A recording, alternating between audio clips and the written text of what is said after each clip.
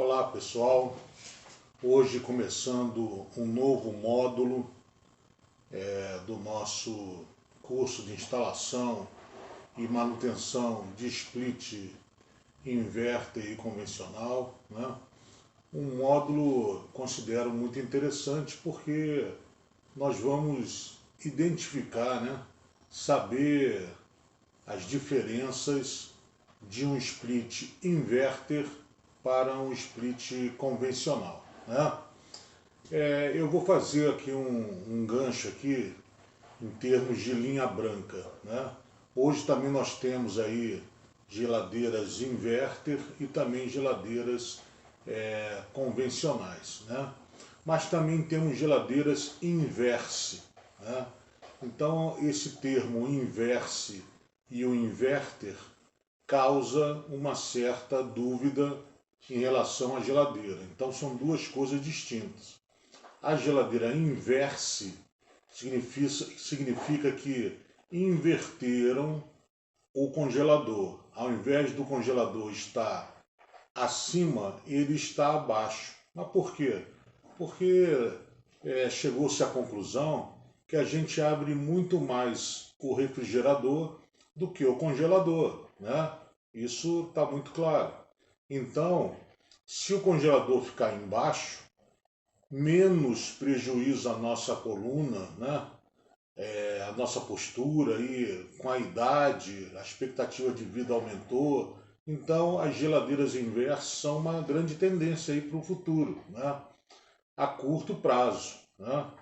E porque há uma grande facilidade, principalmente as pessoas de mais idade, para abrir só o refrigerador e pegar o que interessa e, em caráter excepcionais, abrir o congelador. Tá? Agora vamos para o lado do ar-condicionado. Então, quando a gente fala em inverter, muitas vezes, fazendo essa analogia aí com a geladeira,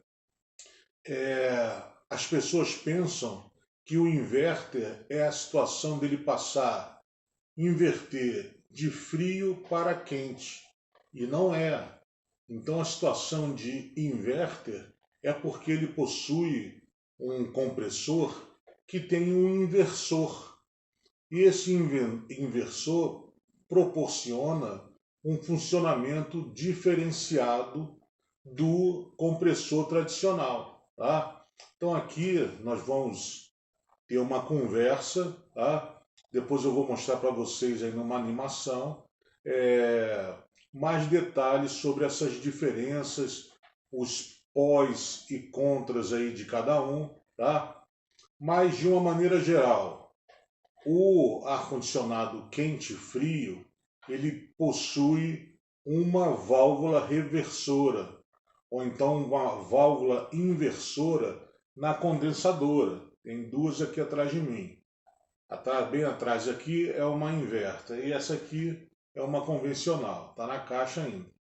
Mas essa válvula reversora ou inversora, ela proporciona uma mudança, tá? Ele está dizendo aí, ele vai mudar a evaporadora que saía o ar frio, ela vai sair o ar quente. E a condensadora que saía o ar quente, vai sair um ar frio. Mas esse aí não é assunto para agora, tá? Nós estamos falando de inverter. Então vamos começar falando do convencional, né? O split convencional ele possui um compressor, né? Que é uma tecnologia diferente, né? Eu não posso dizer assim ultrapassada, porque até hoje ainda se vende convencional e com uma boa tecnologia, né? E o inverter também, hoje já temos inverters de várias tecnologias aí, da mais simples quando lançaram até hoje a mais robusta aí em termos de avanços tecnológicos. Mas o nosso split convencional, tá? Ele possui, de uma maneira geral, ele possui um compressor rotativo. Ele possui bobinas que giram o induzido e esse induzido vai produzir uma força, né, um movimento, que vai atingir um virabrequim, que vai atingir um pistão. E esse pistão, com uma câmara de compressão e duas de descompressão, ele vai atuar como se fosse um coração, né, do ser humano ali, de qualquer animal, racional ou irracional, né, fazendo a descarga e a sucção. Só que no caso do compressor, do fluido refrigerante, sempre na forma de vapor. Tá? E na condensadora, nós não temos placa alguma. Então, a conexão que nós temos com a evaporadora, com a unidade interna, ela é através de tensão elétrica 127 ou então 220 volts. Tá? Então, o compressor, até para que nós façamos o teste de funcionamento, nós podemos testar ele. Isso aí nós vamos ver em macetes, dicas de macetes. Nós podemos testá-lo colocando na tomada. Mesma coisa acontece com o motoventilador da condensadora. Agora, onde vai existir essa placa no split convencional? A placa eletrônica, ela existe na evaporadora, mas também não tem essa tecnologia inverter. Então, a comunicação da placa com a condensadora é na base da tensão alternada. Então, num certo momento, vai ser dado um comando via corrente tensão alternada. Tá? Vai alimentar a nossa condensadora com 220 e vai começar o funcionamento. E o que acontece nesse funcionamento? Bem, então, com o controle remoto, vamos dizer que nós coloquemos aí a temperatura ambiente agradável para o ambiente, 23 graus. Tá? Estamos no verão, 23 graus. Quando aquele ambiente atingir os 23 graus, o que vai acontecer? Nós temos dois sensores na evaporadora. Um sensor chamado PTC e um sensor chamado NTC. Então quer dizer PTC, tá em inglês, tá? Mas é coeficiente de temperatura positiva. E o NTC é o coeficiente de temperatura negativa. O que faz o PTC? Ele fica em cima da serpentina aletada da evaporadora e ele me dá a temperatura do ambiente. E o NTC, que é o de negativa, é o sensor de degelo. Então, não falando tecnicamente, falando como um leigo, é um sensor de temperatura e um sensor de degelo. Tá? O sensor de temperatura, quando acusar que a temperatura ambiente chegou aos 23 graus, o que ele vai fazer? Ele vai desligar a condensadora. Tá? Ah, mas e a ventilação e o resfriamento do ambiente lá dentro? Continua. Então, a evaporadora continua a funcionar. E temos split convencionais muito silenciosos, muito bons. Aí, quando vai ligar a condensadora de novo? Quando esse sensor de temperatura ele receber a informação, né, que o ambiente ele aumentou a sua temperatura. Normalmente depois de 2 a 4 graus. Né? Se está 23, então entre 23 e 27 graus, ele vai acionar pela informação da placa, né? O sensor informa a placa eletrônica dessa evaporadora e a evaporadora dá o comando para que a condensadora ligue de novo. Tá? E ela vai ligar de novo até atingir a temperatura dos 23 graus e o ciclo se repete, né? Fazendo aquelas 4 fases do ciclo básico de refrigeração. Tá bom. Agora, cada vez que a condensadora desliga e depois de um certo tempo ela liga de novo Então vamos dizer assim, que ficou 24 horas ligado. E durante 10 vezes nessas 24 horas, né, ela ligou e desligou. Então, pessoal, cada vez que ela ligou e desligou, ela deu uma pancada, né, no retorno, quando ligou, ela dá uma pancada no relógio de luz. Então vamos fazer uma comparação com o ferro de passar. Né? Por que, que a gente só passa, ou então com uma máquina de lavar roupa, né, que tem até a lave-seca, né, que ela tem um consumo de energia alto? É, por que, que a gente só passa roupa uma vez na semana? Por que, que normalmente a gente só lava a roupa uma vez por semana? Porque deixa ligado direto ali o ferro e passa tudo de uma vez só, para não ficar dando pancadas. Cada hora que dá uma pancada ali é tipo chuveiro elétrico, né? Cada hora que dá uma que abre ali o chuveiro e a resistência aquece, é uma pancada, né? Que vem na conta de energia elétrica, tá certo? Aí, com a evolução do conhecimento, né, das máquinas, da tecnologia, chegou o inverter para fazer a diferença. Mas essa diferença nós vamos botar aqui entre aspas, tá? Por que entre aspas, PH?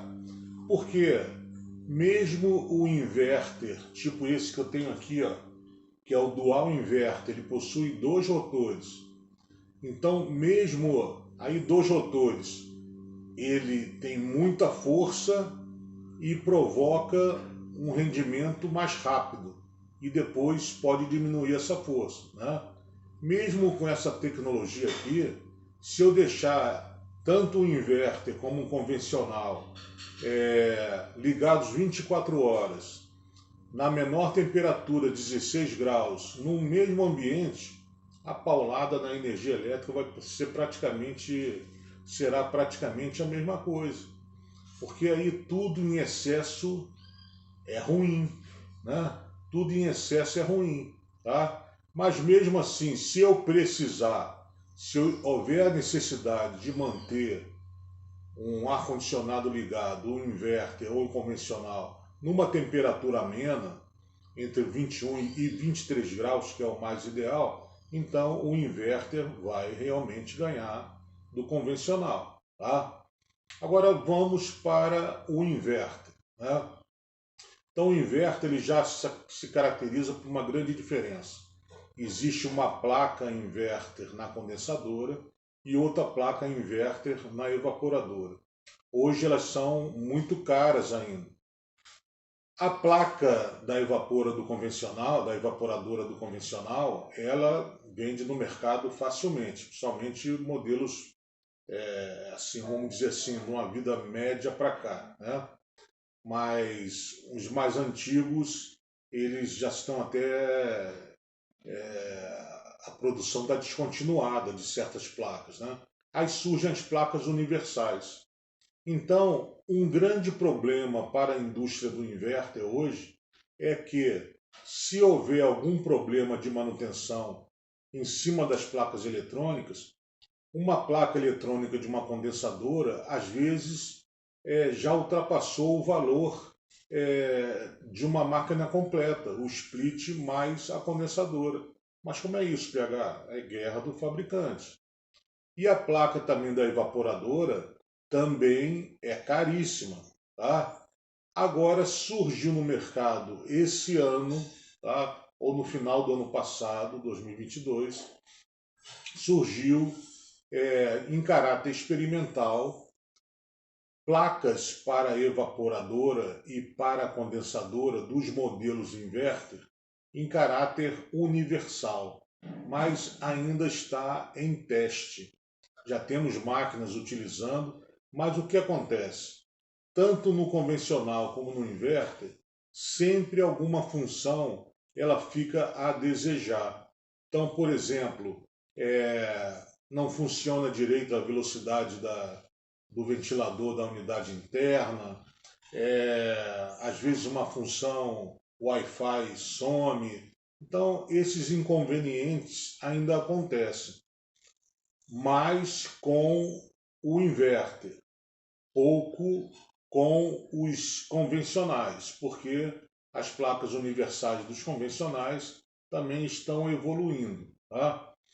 Então, foi um grande passo já aparecer essas placas universais, tanto para a evaporadora do inverter, como para a condensadora do inverter. Então, uma situação aí de diferença, as duas terem placa.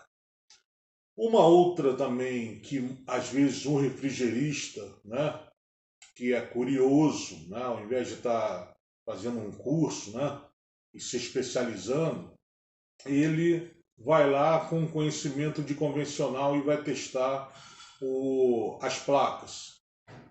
E a comunicação entre as placas não é tensão alternada, é contínua, é tensão contínua.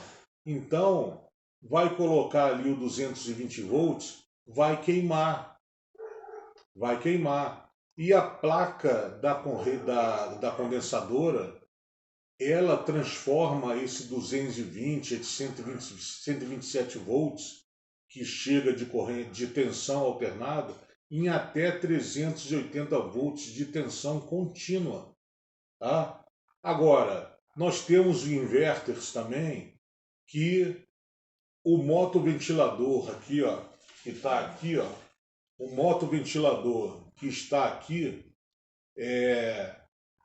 tem inverter que funciona com tensão alternada, mas tem inverter mais moderno que é tudo dependente da placa. Então, se vocês não fizerem um aperfeiçoamento, eu já fiz meu curso de placa inverter, tanto da evaporadora como da condensadora. Agora, é uma questão de querer evoluir nesse ramo de placa ou não, né? Então, eu mesmo estou um pouco parado em termos de recuperação de placas eletrônicas, eletroeletrônicas aí, de inverter. Mas por quê? Porque o custo é alto. Nosso conhecimento não tem preço. Tá? Vou contar uma historinha aqui.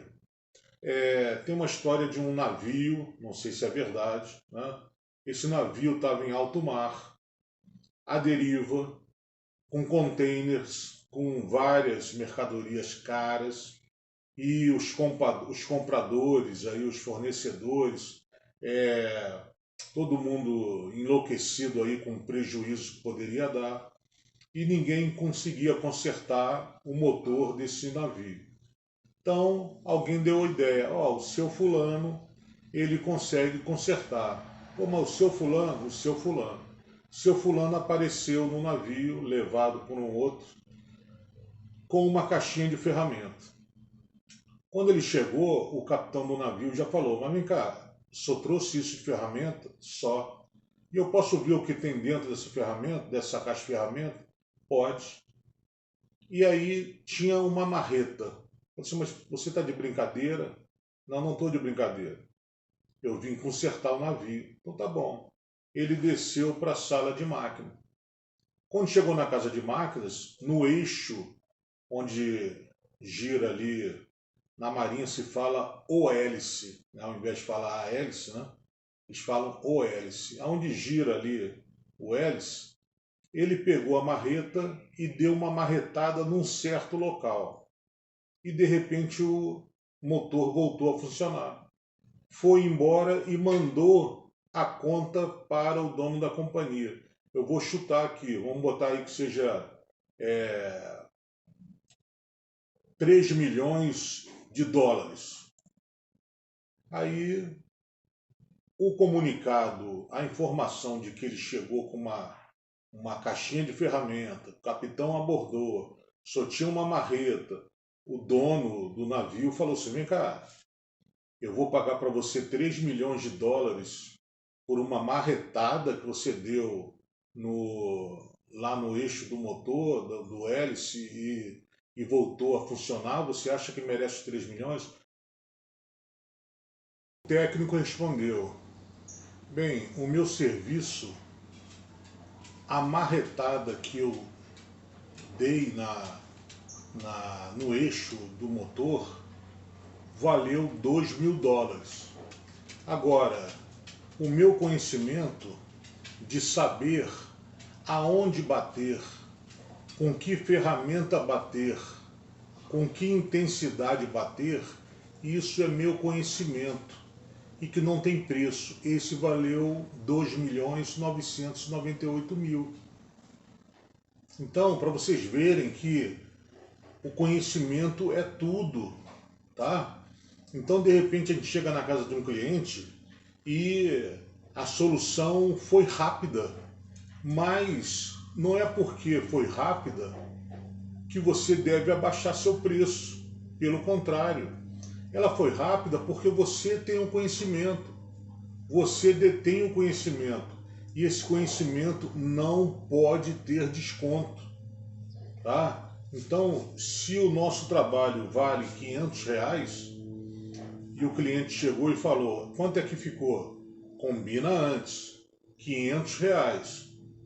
Poxa, mas não dá para fazer um desconto? Não, foi combinado R$ 500. E olho no olho do cliente. Então, nosso conhecimento não tem preço, por menor que tenha sido o reparo. Agora, combinem antes, né? Para que não se leve um susto aí na hora do pagamento, tá? Agora, eu não sei detalhes dessa historinha do navio, né? Se foi combinado antes ou não, né? O valor de $3 milhões.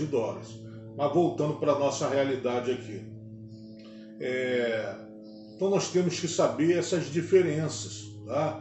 Então na segunda videoaula nós vamos ver mais detalhes, porque o inverter eu preciso testar de uma maneira, o convencional eu preciso testar de outra. Tem coisas que eu posso fazer com o meu inverter, tem coisas que eu não posso fazer com o meu convencional e vice-versa, tá? Mas eu queria também aqui exemplificar. Uma vez eu ouvi de um refrigerista, um amigo, né? E a gente estava em outra cidade, no estado de São Paulo, e ele contou a seguinte historinha. Então eu vou trazer essa história para nós aqui. Vamos figurar a cidade de Resende, tá? Está distante do Rio de Janeiro, cerca aí de 150, 160 quilômetros. Vamos pegar o mesmo carro da marca X, modelo Alfa, o mesmo carro. Vamos encher flex, vamos encher com gasolina de tantos litros e vamos encher com álcool tantos litros. Uma mistura dupla, né? E o outro carro também que está no Rio de Janeiro, a mesma mistura, meio a meio de gasolina, vamos botar assim, tá?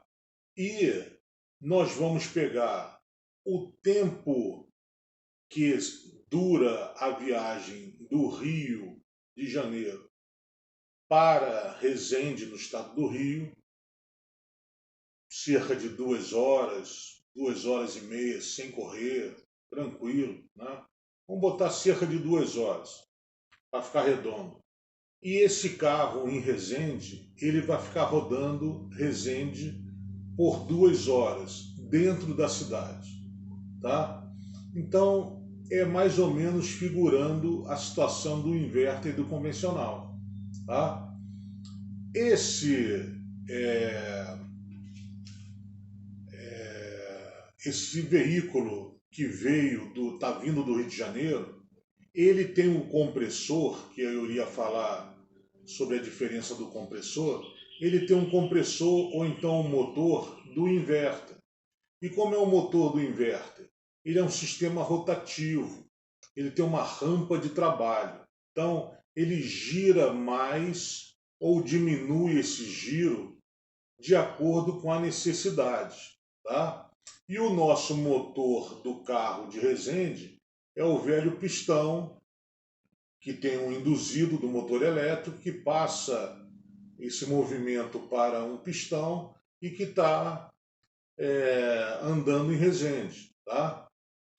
Esse carro de Resende, ele tem que parar toda hora por causa de um sinal fechado, ele tem que parar toda hora por causa de uma faixa de pedestre, ele tem que parar por causa de um engarrafamento, um acidente de trânsito, ou então um idoso que está passando ali, ele faz uma gentileza, uma senhora grávida com criança, ou então com um carrinho de criança, um portador de necessidades especiais, seja o que for, a fiscalização da Guarda Municipal ou da Polícia Militar, uma blitz, né, normal, uma blitz de lei seca, seja o que for, ele está toda hora parando e colocando primeira de novo, se for um carro automático, iniciando novamente esse movimento do parado.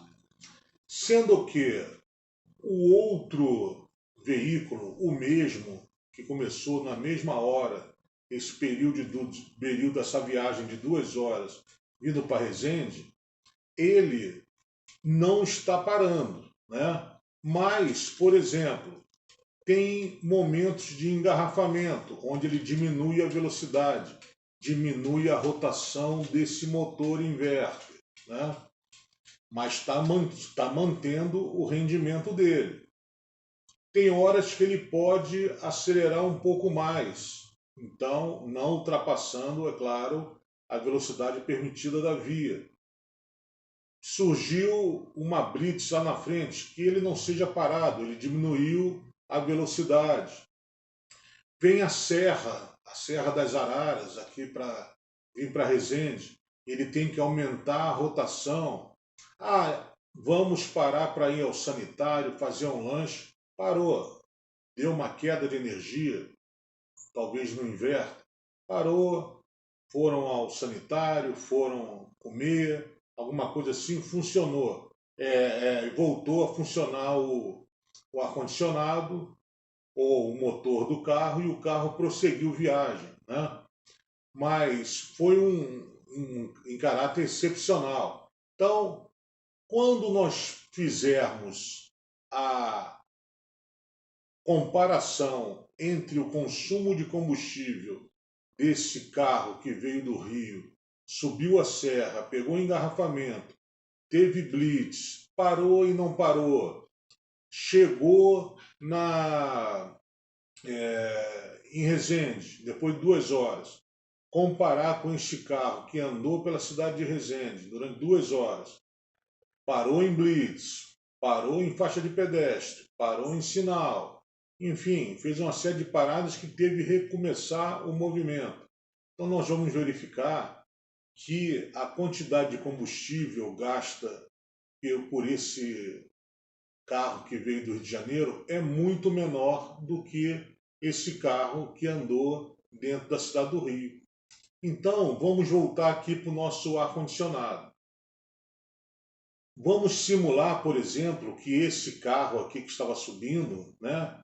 Cada vez, por exemplo, surgiu a serra. Então, vamos botar o ar-condicionado agora. Alguém abriu a porta do ambiente. Abriu a porta do ambiente, ele teve que acelerar. Então ele acelerou essa rampa de trabalho. Para quê? Para manter estável a temperatura. E no caso do carro, para manter estável o consumo de combustível. Ah, terminou a serra. Fechou a porta do quarto e a temperatura está se equacionando.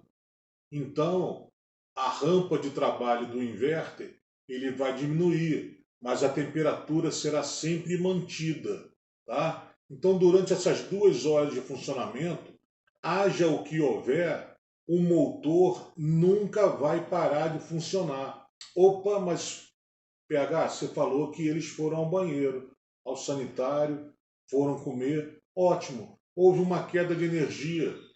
Ou então eu resolvi sair do ambiente e desliguei ou ia demorar a voltar uns 5, 15 minutos, né? Desliguei. Agora, quando eu volto, ainda vai ter o ambiente refrigerado, né? Porque eu deixei a porta fechada. Eu ligo, ele já não vai retomar numa situação do zero. Ele vai chegar a um avanço nessa rampa de trabalho, no giro do motor, né? No giro desse inverter, que é um compressor rotativo, então que não vai estar na rampa máxima, tá? Porque ele já vai aproveitar esse embalo da viagem. Já esse convencional, ele teve que parar toda hora. Então, figurando a situação da temperatura. Então, a porta está fechada, ótimo. Desligou o compressor. Alguém abriu a porta. A temperatura já mudou. O sensor lá, o PTC, o sensor de temperatura, ele acusou. Placa, liga de novo. Liga-se a placa. Fechou. Desligou a condensadora. Vai diminuir, vai aumentar a temperatura. Ele vai acionar de novo a condensadora. Então, pessoal, esse carro aqui, né, o motorista se cansou muito mais do que esse motorista da viagem. Toda hora passando marcha, ou então, se fosse um carro automático, o carro automático tem que tomar cuidado justamente na arrancada. É na arrancada, saindo da inércia ali, que ele gasta mais combustível. Agora, se eu pegar esse carro inverter aqui, e esse carro também é da cidade, o convencional, eu sair desvairado aqui na estrada a 180 por hora, eu vou, e esse carro também não parar, ficar andando feito um doido, quando eu fizer uma comparação, praticamente vai ter um consumo de combustível parecido. Então a mesma coisa acontece com os ar-condicionados, pessoal.